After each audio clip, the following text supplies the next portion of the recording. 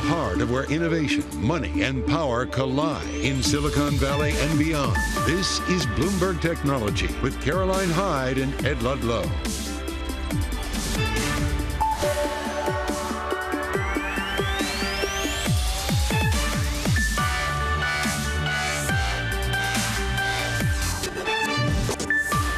I'm Caroline Hyde at Bloomberg's world headquarters in New York. And I'm Ed Ludlow in San Francisco. This is Bloomberg Technology. Coming up, Intel. The shares, they pop as the company's turnaround effort gains momentum. We'll discuss with the CEO, Pat Gelsinger. Plus, we'll continue with the earnings coverage as Amazon's results show a boost in its cloud computing unit. We'll break down those numbers. And 1 year on since Elon Musk took over the company formerly known as Twitter, and the billionaire announces plans to take on the likes of YouTube, LinkedIn, and push into payments more.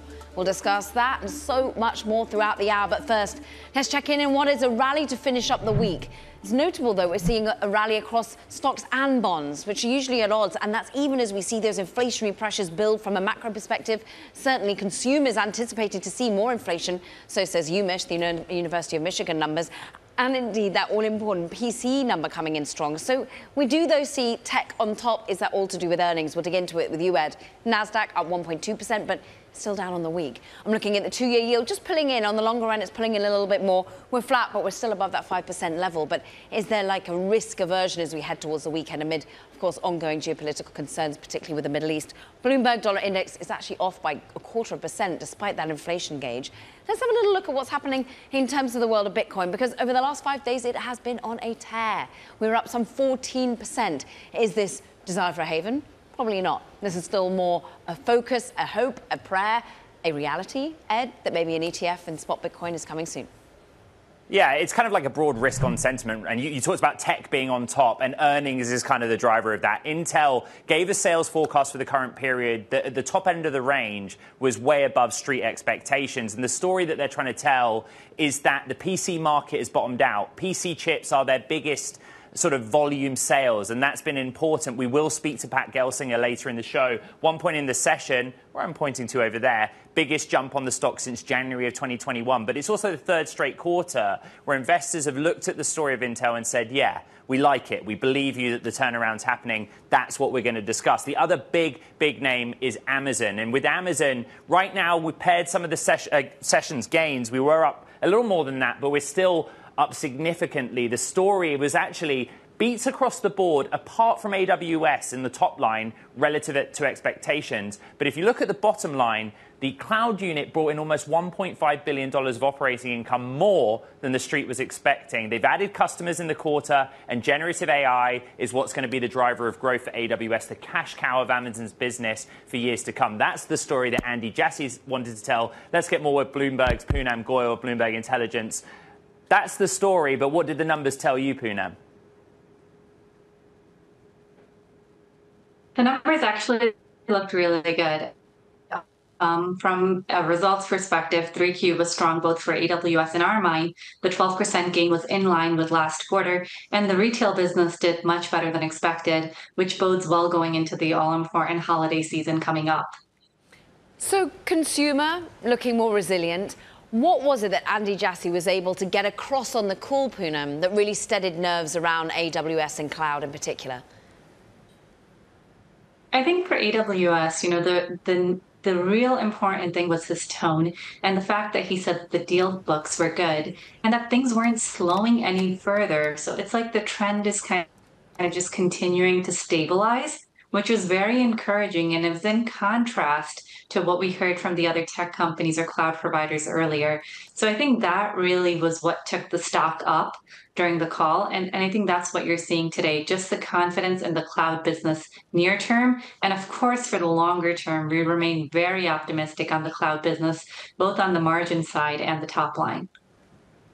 All right, Poonam Goyal of Bloomberg Intelligence, thank you very much. Caroline, some news crossing the Bloomberg terminal that I've broken with colleagues around the world in the last few minutes. AESC, which is a Japanese battery maker, has just closed a $1 billion Series B, led by GIC, Singapore's wealth fund. But what I'm hearing from sources is that they're also working already on a Series C with their bankers and advisors that would value them in the billions of dollars. This is a battery company that makes the cells that go into EVs. It has deals with the likes of BMW and Mercedes here in the US, some of the automakers in the UK. But here's the next step that sources tell us. They're looking at a US IPO down the line as well. And it's interesting. It started life as a JV between Nissan and NEC back in 2007. But in 2018, a Chinese energy technology company called Envision bought a controlling stake. And Zhang Lei, who is the founder CEO of Envision, is also the chairman of AESC. So a lot of questions from investors and insiders about how that ownership and the Chinese relationships perceived, especially in the context of the IRA. Check that story out on Bloomberg.com. Yeah, a great big scoop coming from you, Ed. I don't know where you find the time. Meanwhile, someone else is busy at the moment, and it's one Sam Bankman-Fried. He has taken a stand again today in the FTX fraud trial. Now, this time in front of a jury. Yesterday, of course, we understood that there was a focus where the judge is being allowed, in particular for Sam Bankman-Fried, to testify on FTX data retention before this jury. At the moment, he is currently discussing really the terms of service that were created. He says back in May of 2022, documents currently being displayed on the monitor, actually, in that particular court. He said he skimmed over a few times overall and that he went through parts of it in more detail when they were released. But his understanding was that this was referring to two different features on the platform. First, liquidation of user accounts, and second, clawbacks or socializing losses, Bankman-Fried is talking about. This is basically all about explaining how maybe funds were used, particularly when it comes in between Alameda Research, the hedge fund, and FTX. Part of what he was trying to explain was kind of the role that FTX lawyers had in the lead up to the collapse. But, you know, just drawing on my own experience as a parallel, I covered Trevor Milton, the Nikola founder's trial on securities fraud. And I raised that because Milton chose not to testify, or his lawyers advised him not to. It's highly unusual, not only that SBF is testifying, but he's actually going to do so twice. And put it all on the line on the stand. So we'll continue to cover that one, Caro. And, of course, no cameras inside the courtroom. That's why we're seeing so much drawing of all of this. But what's notable is we have got our reporters on the ground. We are getting a T-Live blog to you throughout. So go, of course. It's one of the most read stories on the Bloomberg terminal today. T-Live, if you're lucky enough to have a Bloomberg. But overall, just a blow-by-blow blogging account of really what's going on within that trial. Meanwhile, though, coming up, Ed, we've got a really important conversation to be having right here, right now. Intel, the share's absolutely tearing today, as you'd already just highlighted. The turnaround is gaining momentum. We're going to be sitting down with none other than the CEO, Pat Gelsinger. This is Bloomberg Technology.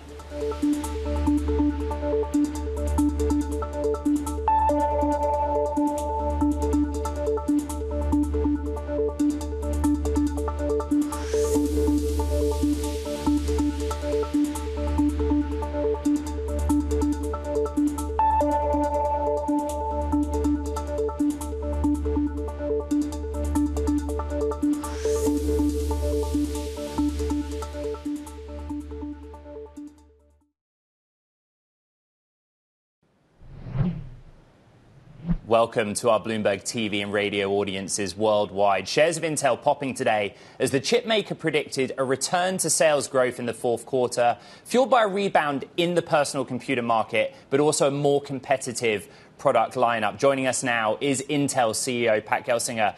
And look, Pat, there was quite a long list of things that investors cheered, right? This is the third quarter where the markets basically said, Pat, we believe you on the turnaround story.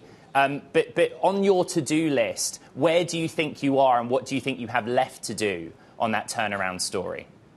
Yeah, thanks, Ed. And, you know, overall, hey, it was a great, as we say, just a clean beat and raise on all the financial metrics. But even more important was the operational performance. And, you know, as we said, hey, getting back to process leadership. And we, you know, delivered key milestones. And we still have at least another year or two to go on getting that done. But major milestones, starting to deliver foundry customers. You know, I promised one at the start of the year, and now we have 3 on our most advanced process technology, major packaging wins, and, of course, the product execution. clean launch of the AI PC generation, but also the server business getting back to profitability ahead of schedule, and a little bit better performance there, and delivering the AI everywhere message with our accelerators, our server product line. So a really excellent quarter, and I'm just so grateful for the Intel team. It's been a journey, and we are clearly coming back. Pat, you've talked to investors and indeed to Caroline and I about these new customers for the foundry business. When do we get names? When are you going to announce who these customers are? Well, two things there, Ed. One is it's not generally the practice of the foundry industry for the foundry to be declaring their customer names. So one, it's not practice, and also many of the customers consider it confidential and part of their competitive advantage in how and what technologies they choose. So I can't promise names, but we're going to characterize them as best we can. And as we said, these are high performance and AI customers, and we've really seen the surge of interest in using the Intel technologies and foundry for different AI offerings in the marketplace. And that's both a wafer, but also a packaging. And this idea of advanced packaging, I mean, in addition to the 3 on the wafer side, we had 2 advanced packaging customers in AI, and that revenue materializes more rapidly, and 6 more in the pipeline. So overall, a really substantial quarter. And the AI space in particular has been the customers that have seen the most enthusiasm. Let's talk about the AI space, because the running of AI models is where you see your future. It's not all just about the foundation models. It's actually the running of them, not just the building. But can you just relieve some of the anxiety coming from investors about a lack of clarity over data center future? And indeed, what is it that they need to hear from you? What more can you articulate that really makes it clear to them that you're going to be front and center in the AI race? Yeah, thanks, Caroline. And, really, first let's characterize what we're talking about, this idea of creating, these frontier or foundation models, as is described, versus using, right, and the training and the inferencing against those models. And I sort of compare it to like weather models. Not that many people generate weather models, but a lot of people use them. And that's how we think about this next phase of AI. How do we make this inferencing or the use of the models broadly available? And that's going to be, in the client, right? We talked about the AI PC. It's going to be at the edge, right, in retail and manufacturing and supply chains. But it's also going to be in on-premise data centers. And as we've said, instead of taking my data to the cloud, I want to bring the AI to my data center where the data is already. And finally, work in the cloud. And, for the data center proper, as your question talks about, hey, we knew we were going to lose some market share here, right? Those losses happened last year, and they're sort of playing out in the marketplace. But our roadmap is strong. And we executed in the quarter on our next gen, our Gen 4 product, but did a bit better than we thought in a lot of AI use cases in this area of inferencing. The next generation, Gen 5, we're already ramping that in production, and that's going to get announced in December. But next year's products, we're already seeing great health, and we're ahead of schedule on those, and those really improve our competitiveness. And the 25 products will go into fab in the first quarter of next year. So our whole roadmap and execution has really improved, and we start to see ourselves regaining market share in 24 in that area. And I think that will be sort of the final piece of the turnaround story when, the market sees, okay, data center is back strong, they're winning in the AI space. That'll be the end of the turnaround story, and people say, okay, they did it. Well, going back to that building, that training of data, can you talk a little about Stability AI? Of course, you've got a deal to build their AI supercomputer. Was that them really going to you for ultimately what Gaudi can provide over what NVIDIA would? Or is it that you wanted to really be sort of offering them some carrots in the situation to be able to be helping with the training of the models? Yeah, great question. And, now with Gaudi, we're now delivering performance and benchmarks that are as good as the best in the industry. So we've gotten our performance there. There was also some of this work that, the models were created and much of the software industry was working, on the NVIDIA platform. So we had to do some of the software work to get those running on the Gaudi platform. And they're looking for more cost-effective choices and ones that are supply chain available in the industry. And as we're ramping our Gaudi product line, we're getting that software work done. They're priced more competitively. Customers are saying, wow, I can do that work and do it at a much lower power performance envelope than the alternatives, and have a much more cost-effective model training and inferencing at scale. Okay, we're seeing a real surge of interest. And as I said, we doubled our pipeline of customers this quarter, and we, like others in the industry, are now supply chain constrained, and we're racing to catch up to that demand on our Gaudi product line. For our Bloomberg radio and television audience worldwide, we're speaking to the CEO of Intel, Pat Gelsinger. Pat, the story of this week has been chip companies entering the PC processor market on ARM architecture.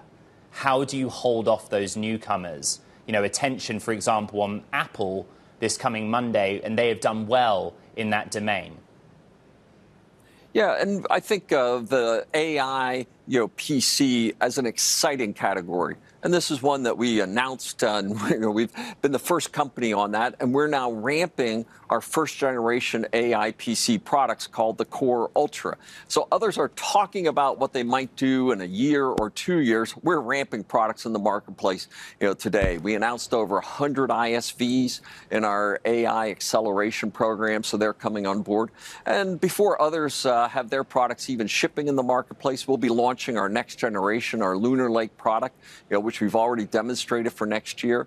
And Panther Lake, our 25 product, we're sending that into fab on our leadership Intel 18A process technology in Q1. So I feel like we have a very strong roadmap. And hey, the idea of an ARM-based PC, they've always been sort of niche and low end, with the exception of Apple, and there it's not ARM. It's Apple and their ecosystem. So for the broader Windows ARM market, it's always been pretty low end, right, and insignificant in the bigger context. And as long as we deliver our roadmap, I feel very confident that as others surge into the AI PC space, this is a lift to the overall PC market, and we'll be uniquely positioned to benefit from that. Pat, going back just a second to stability in the AI supercomputer, that's kind of in the assembled component domain. But are you saying, or are you able to confirm, that's a paid relationship where Stability pays you for use of Gaudi? Oh, yeah. Yeah, this is a major customer, and we'll be building that with them, of course, working closely with them. But this is a paid customer relationship. We also see quite another set around our OEMs. We announced a major partnership with Dell, right, for not only Xeons, but also Gaudis as they come on-premise and their cloud offerings. We've seen a big upsurge in Gaudi interest in the Intel Developer Cloud. We had a 5x increase in the developers on our Developer Cloud, much of that on the Gaudi platform. And as I said, we saw, well over $1 billion last quarter. We've approximately doubled that this quarter of Gaudi demand worldwide, and those are largely paid customer engagements. So overall, we're just seeing a surge of interest with Stability AI, Dell, and many others. Pat, every earnings look to your forecast for the PC market, and you're slightly more positive than consensus in terms of literally how many PCs you think will ship around the world this year. I guess part of that is baked into your sales forecast for the current period as well. What gives you that confidence, and why is it that consumers will return to buying PCs? Yeah, and there's probably three different factors there. One is I can say, hey, we gave this 270 million-ish PCs being sold through this year. And we said that early in the year. Many thought that we were too optimistic. Hey, we look at it today and we're almost, spot on with our accuracy on that forecast. Second, we've seen the industry, not just Intel, but the industry overall, inventory levels are now healthy. When we look at our sell-in rate versus sell-out rate, the product is selling through. I'd also say, hey, we're off to a good start in Q4. We're a couple of weeks into the quarter, and as I said on the earnings call, really good start to Q4 as well. And, seasonality is a bit above in Q4 historical levels. We also have things like Windows 10 end of service coming from Microsoft. Microsoft's about to release their Copilot products. But I'd say the sizzle in the marketplace is around this AI PC, broad new use cases for the PC. And I've compared it to the Centrino moment of 20 years ago when Centrino really ushered Wi-Fi at scale into the industry. And we think that's exactly what's going to happen with the AI PC. It will be a driver of new applications and use cases for the PC and bringing a bit more excitement, a bit acceleration, more users coming into the marketplace because it's going to give significant new capabilities to PC users. Is that what gives you your gross margin level of 60% again? Is that where the confidence comes from? Well, to get our overall gross margins up above 60%, I need the whole business to improve, Caroline. Obviously, we're making good progress in the PC. I also need to improve my factory network. And as we get back to leadership, we finish this super aggressive 5 nodes in 4 years. I'm churning through capital very rapidly to get back to leadership. That's a big factor. Getting the data center business healthy, going back to one of your earlier questions, another factor in getting back to our margin structures. One of the other things we did this quarter was also have great operational success on our cost-saving initiatives. And we said, we would result in $3 billion savings. We've also cleaned up the company. I've exited 10 businesses since I've been here. And now we think we're finished with that phase. And we just get focused on growing the company again to the future. So part of it's growth. Part of it's this focus areas across the businesses, and part of it's just increased operational discipline. But this quarter's results, we're well on our way to accomplishing that. And you talk of operations there, and we didn't get time to talk about it, but we know that you do indeed have operations in Israel, and we think of your own employees and your infrastructure there at this time, Pat. So thank you very much for spending some time with us and walking us through your numbers. Intel CEO Pat Gelsinger there. Okay, coming up, Elon Musk announces plans to take on the likes of YouTube and LinkedIn. We'll discuss that story in Talking Tech next. This is Bloomberg.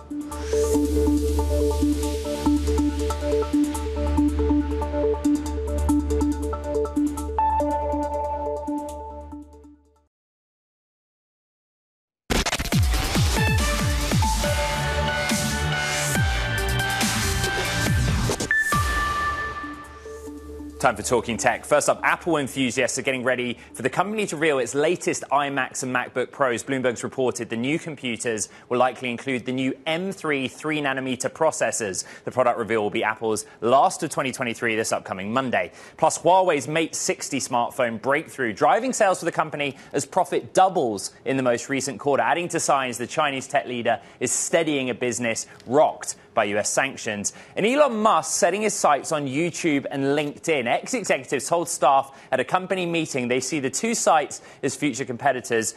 Bloomberg report says Musk is also planning to create a new service called X-Wire that would rival Cision's PR Newswire. An interesting one from us overnight, Caro. Yeah, I mean, from you, Ed, overnight. And really, ultimately, this is coming down to wanting to be that global town hall, wanting still to be the place where you go to X for news in particular. I mean, really got a lot of convincing of business or corporates there to want to be filing their press releases, for example. Yeah, there's a lot of battlegrounds. Remember, today is the 1-year anniversary of Musk closing the deal to take Twitter private, now X. And this was the first time Yakarina and Musk had done a joint all-hands together, I'm told by sources. So some interesting data coming out of that one. Yeah, and also so much about payments and, well, whether we'll be needing banks in the future. A lot of confidence needed to be built there as well. Ed, it was a great scoop. Meanwhile, well, we've got to dig into those Amazon earnings in a minute. This is Bloomberg Technology.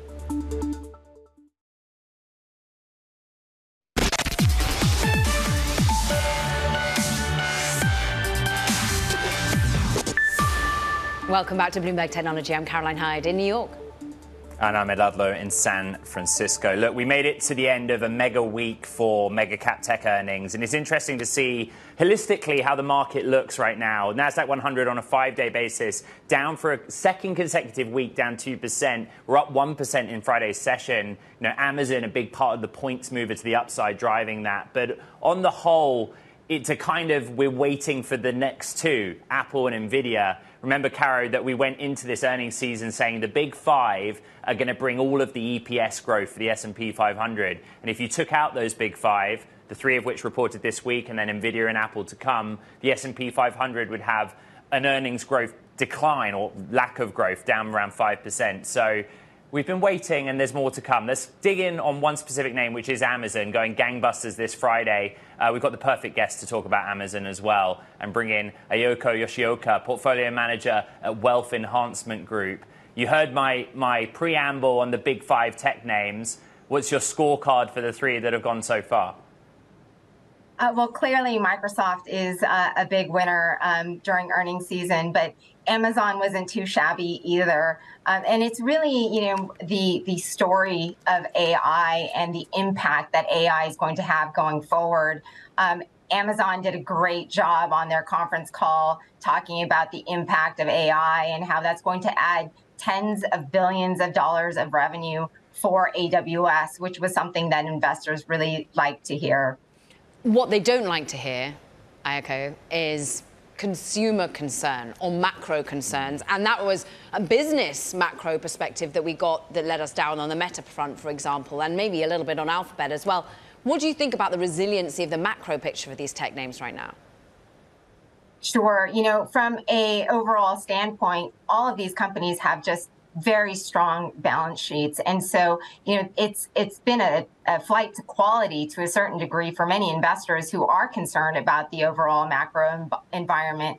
Having companies that have high quality balance sheets, that have cash that is now generating, 5% plus, that's a huge relief for a lot of investors that they can rely on, despite the valuations being a little bit elevated, I think, in the near term. And what we've seen over the course of this week is the idiosyncratic nature of big tech, some of them doing well on earnings and leading gauges higher, and then the macro perspective just pushing back, and over the course of the week, the NASDAQ is lower. Is AI, do you think, the silver lining necessary to allow these companies to continue to go up and to the right? Absolutely. And I think one of the things that Andy Jassy highlighted on the Amazon call yesterday was just the impact of some of these AI technologies, whether it's Code Whisper for Amazon's AWS or Duet for Google and GitHub Copilot for Microsoft. All of these are going to produce productivity gains, just removing some of that repetitive code for developers. And I think that's going to be a big game changer and really speed up the acceleration of the changes and the impact that AI can bring across, not just for these 3 companies, but across the board for every company. Ayoko, it's hard to believe, but we're already basically in November. And Caroline and I have been thinking about the end of the year. We started the year with just mass layoffs across big tech and cutting back costs. How much of that is what's showing up now, particularly on the bottom line with tech, that all the pain that they went through, actually, it seems to have benefited them, at least financially? Absolutely. It was... You heard all of these companies talking about cloud optimization, and that's really their customers sort of dialing back a little bit in terms of how much cloud usage they're going to have with these big providers. And, because of that, I think a lot of these, Microsoft, Meta, Amazon, they all pulled back on their own spend. And I think you saw them see the benefit of, the lower expenses, especially with Amazon. They talked about the lower headcount, in AWS and just, fewer engineers there. So I think that was a huge positive for them and continue to sort of strengthen their overall financial position. It may seem premature, but I'm going to do it anyway. What does 2024 look like for big tech in your mind? A lot of it is going to depend on the overall macro environment, but I think it is difficult to, slow down the impact of AI. And, cloud is still relatively early in its journey. There's still workloads that need to migrate to the cloud, and it's just going to accelerate, I think, because of AI. 2024 will be determined by, other factors other than just AI. But I think a lot of these companies can weather through that over the long term. The reason why you're such a great group voice to have on is not only how you're having to navigate what I think Wealth Enhancement Group has thousands, 49,000 households of wealthy individuals that you're helping manage their money. But your relationship, having built up all the research analysis and then moving into portfolio management, you've got a whole host of tech companies that you own, IONQ. And are there any that are overlooked, or how do you think about the Cathie Woods of this world that feel that NVIDIA's and some of the big cap names are just too obvious when it comes to the AI play? Sure. I mean, we, like a lot of the sort of value-oriented tech names as well.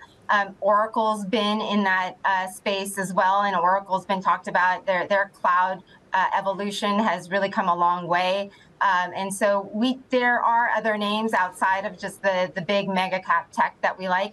Accenture is another name that we like in the space in technology. They have consultants who are going to help all of these companies adopt newer technologies like AI. And so, there are other technology names outside of just the big five that we constantly talk about. It wouldn't be a week if we didn't speak Fed speak. And, for our global audience on Bloomberg Technology, just give your perspective on why rates and the Fed and the outlook for rates influences your decision about your allocation to technology names in a portfolio. It's a great question, Ed. We get this a lot. And, why do we focus so much on the Fed and interest rates? And I go back to just sort of valuation 101. Discounted cash flows, you have to use the risk-free rate, which tends to be the 10-year, right? So the 10-year Treasury rate, and what we see there is what's used in order to discount all of those long-term cash flows back to the present. And that's why there's such a huge focus on what the Fed will do and how the Treasury curve will react to Fed action. So yes, it is something that we continuously talk about, but it impacts not just tech valuations, but valuations across the board in equities as well as real estate and other markets. IONQ, great to have some time with you. IONQ Yoshioka of Wealth Enhancement Group. We thank you coming to us from LA. Meanwhile, look, we're going to keep on talking about AI and indeed how machine learning can have kind of major impact on how companies and governments handle climate change questions. Sims Witherspoon, head of climate and sustainability over at Google DeepMind, spoke about it, the use cases in particular, but also its origins in gaming. Take a listen. AlphaGo was a system that we developed that hopefully folks are familiar with, but games are a really interesting place to test AI because they have very clear goals, success metrics, clear benchmarks, and lots of data. And so that's the kind of system that is really interesting for AI because it's a perfect test bed. And one of the things that was really interesting about AlphaGo is that even though it's a game we've been playing for hundreds of years, using an AI system actually taught us new information that we didn't know about the game before. And we've really expanded this idea into other systems like AlphaFold, for instance. AlphaFold is a system that takes in amino acid sequences and tells us how proteins are folded. We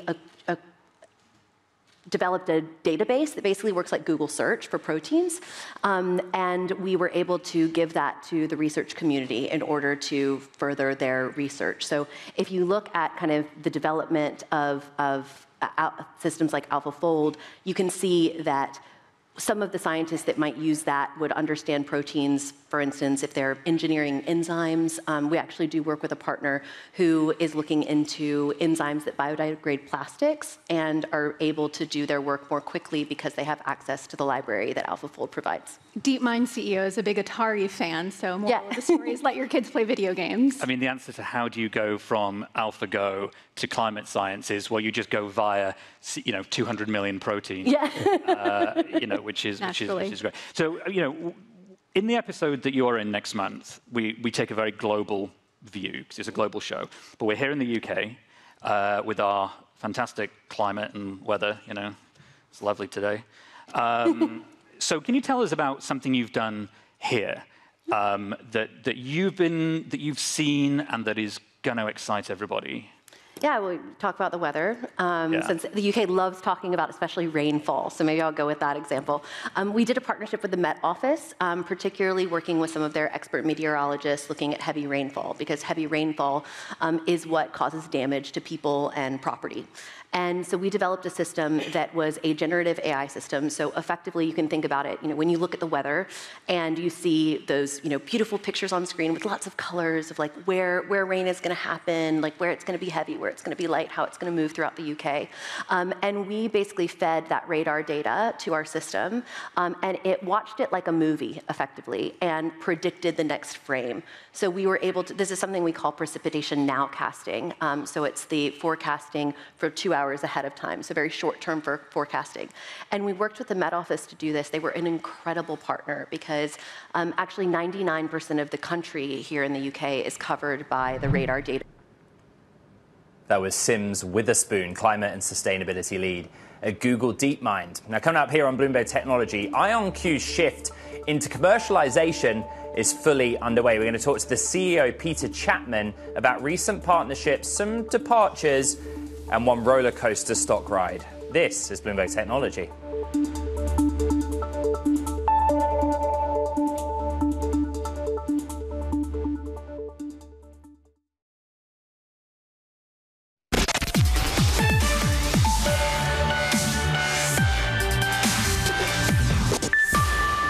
Quantum computing company IONQ is placing some big bets on its shift into national security. IONQ is actually teaming up with the US Air Force Research Lab to develop and apply quantum systems. Now, this news comes in the wake of the co-founder, Chris Monroe's departure from the company. Now, all of this rattled the stock, and we want to really get clarity, the picture forward, with none other than, well, the CEO, Peter Chapman, who joins us now. And Peter, going back to basics, like, your aim at the company is to build the best quantum computers and basically solve some of the most complex tasks out of there. You came out of universities, out of the labs, into the real world. But your chief science officer is sort of going back into the labs, back into the research, back into the universities. And some analysts are saying, look, they're worried about the timing and the reasoning. Explain the timing and the reasoning for us. Yeah, sure. So the company was co-founded by two college professors, originally from the University of Maryland and Duke, although both are today at Duke University. In Chris's case, he still teaches classes at Duke, and they run Duke's Quantum Lab, which is a significant undertaking unto itself. And we have a relationship with Duke University where the work that they do there, funded by the government, is exclusively licensed and royalty-free to the company. So Chris is going back to Duke University to lead that program, but the relationship between Duke and Chris is really it's not changed in any way, shape, or form. Chris would be the first one to tell you that the physics for what it is that we're doing was solved long ago. If you go back and listen to Chris, from several years ago, you will find tapes where he says exactly that. Where the company is today is no longer about academic research. It's not about fundamental physics.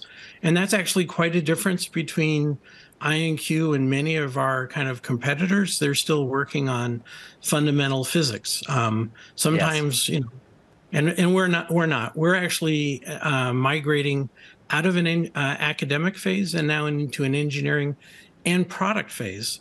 And so we're in the middle of that transition.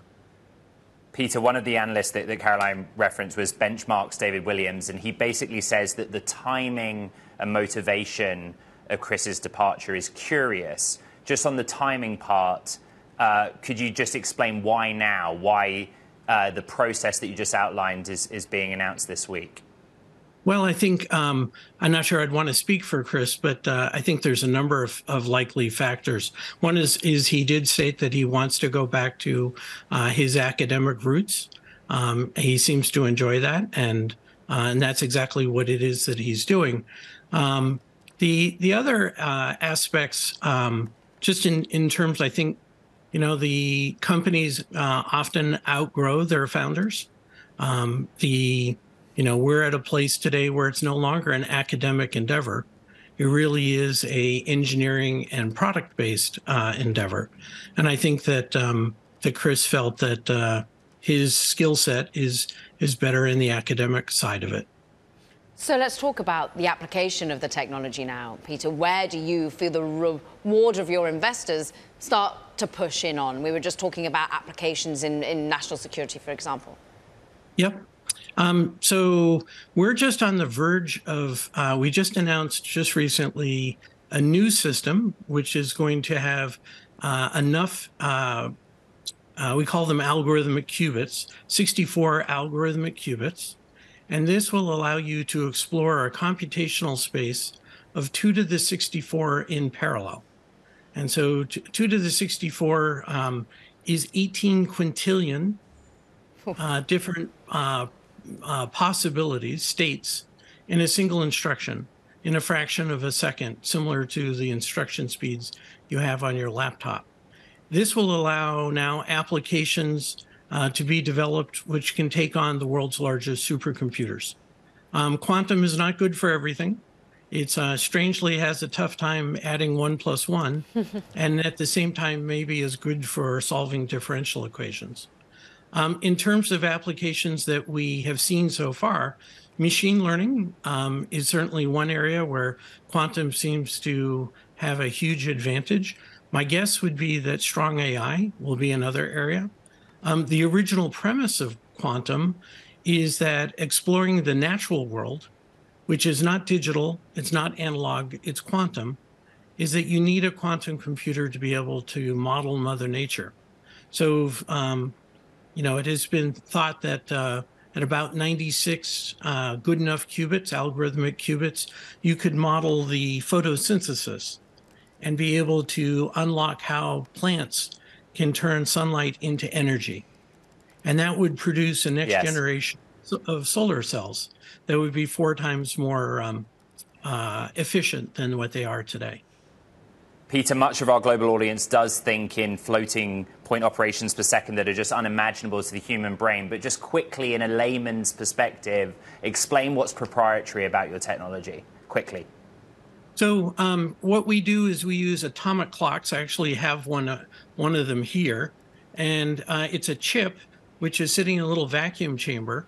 And it's using 32 to 64 atoms. And it uses those atoms for computation. And what's unusual about it is that it can run at room temperature. We're down at 0.02 nanometers. So, you know, the standard silicon at 7 nanometers is way up from where we are. And we use light to program the atoms. We shine little lasers onto these atoms and put a spin on them and entangle them to be able to do the computation. All right, Peter Chapman, CEO of IONQ, thank you very much for your time. Coming up here on Bloomberg Technology, economic power, a devoted customer base, and a charismatic CEO. Who are we talking about? No, not Apple. It's the business of Taylor Swift. We'll break down Bloomberg estimates on the singer's wealth next in Going Viral. This is Bloomberg Technology.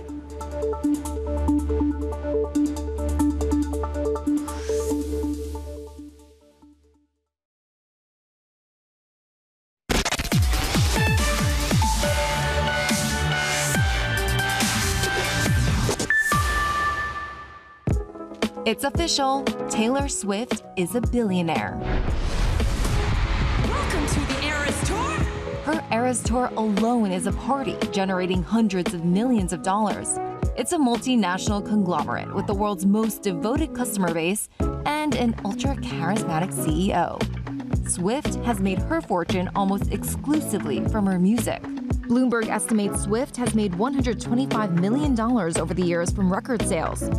We estimate that her total income from streaming is $175 million. The biggest part of her earnings is undoubtedly her concert revenue. We estimate that Taylor nets about 35% of the ticket sales as profit, about $500 million from touring over the years. Her tours, her record sales, and streaming royalties are all earnings, but she also has assets, including her recording catalog. We estimate that her catalog is worth about $400 million. Then, of course, there's her actual property. That includes a condo and an estate in Nashville, an estate in Los Angeles, a large apartment in Tribeca in New York City, as well as a summer house in Rhode Island. The total value of her properties is about $110 million. Subtract her expenses, taxes, staff costs, and so on, and you get a net worth of $1.1 billion.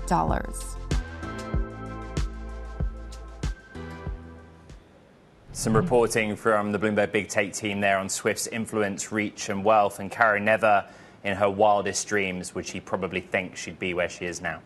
Well, never know. She might have thought that from a very young age, Ed. Big ambitions. But what's interesting is, well, maybe her success isn't always paying off completely to Universal Music Group. Of course, she is their biggest seller in terms of artists. But actually, their numbers came out, Amsterdam-based company, and actually underwhelmed. They saw a lot of growth, but did miss analyst estimates overall. But Midnight Album, the release, was the biggest impact. And indeed, perhaps she's outperformed too much in previous years.